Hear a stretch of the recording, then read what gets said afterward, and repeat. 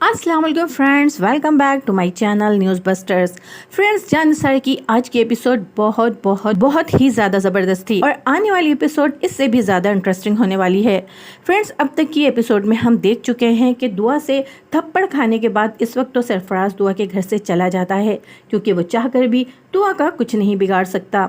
क्योंकि दुआ अब कोई आम सी लड़की नहीं बल्कि नौशरवान गजनवी की बीवी है। और दुआ भी ये जानकर कि नौशरवान का अभी वापसी का कोई इरादा नहीं है, वो भी वापस अपने मेके चली जाती है। दुआ के अपने मेके पहुंचते ही पीछे से सरफराज भी वहां आ जाता है और दुआ को अकेला देखकर उससे गुस्से से कहता है कि वो उससे इस थप्पड़ का बदला जरूर लेगा। जिस पर फिजा भी उसकी आंखों में आंखें डालकर कहती है कि ये थप्पड़ तो उसे बहुत पहले ही मार देना चाहिए था। सरफराज दुआ को ब्लैकमेल करता है कि मैं अब फिजा को जरूर बताऊंगा कि मैं ही वो शख्स हूँ जिसने तुम्हें बर्बाद किया है और जिसकी वजह से तुम्हारे बाप ने तुम्हें अपने घर से निकाल दिया था। लेकिन फिजा ये सब बातें खुद सुन लेती है। सरफराज जैसे ही देखता है कि फिजा सब कुछ जान चुकी है तो वो फौरन दुआ के घर से भाग जाता है। लेकिन फिजा इस बार सरफराज से खौफजदा नहीं होती, बल्कि दुआ अपने घर वालों को लेकर सरफराज के घर पहुंच जाती है। फ्रेंड्स, आज की किस्म में हम ये देखेंगे कि नौशरवान के मुलाजिम नौशरवान को फौरन ये इत्तला पहुंचा देते हैं कि सरफराज दुआ से मिलने आया था और उसने दुआ से कुछ बदतमीजी भी की है।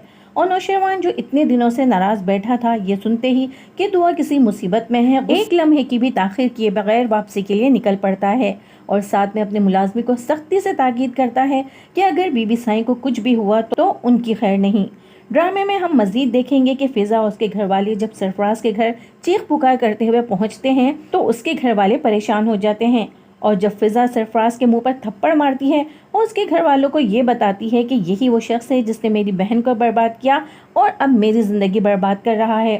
तो सरफराज अपने आप को बचाने के लिए कहता है कि मैंने कुछ नहीं किया, फिजा झूठ बोल रही है, फिजा भी झूठी है और ये लड़की भी झूठी है। कहता है असल में तो फिजा की बहन ही बदकिरदार है और इसका मेरे साथ ही नहीं बल्कि न जाने कितने लड़कों के साथ चक्कर था। सरफराज जब दुआ के लिए बकवास कर रहा होता है उसी वक्त नौशरवान भी वहां पहुंच जाता है और जब वो ये देखता है कि वो दुआ के किरदार पर उंगली उठा रहा है तो वो बंदूक सरफराज पर तान कर गुस्से से कहता है कि खबरदार, अगर तुमने दुआ के बारे में कोई बकवास की तो अभी तुम्हारी जान ले लूंगा और रिवॉल्वर की सारी गोलियां तुम्हारे सीने में उतार दूंगा। फ्रेंड्स, कल की एपिसोड में हम मजीद देखेंगे कि घर आकर भी दुआ काफी परेशान रहती है। नौशरवान दुआ से कहता है कि तुमने मुझे पहले क्यों सरफराज के बारे में कुछ नहीं बताया, जिस पर दुआ कहती है कि मुझे सरफराज में कोई इंटरेस्ट नहीं था, मैं तो सिर्फ फिजा की खातिर सरफराज को बर्दाश्त कर रही थी।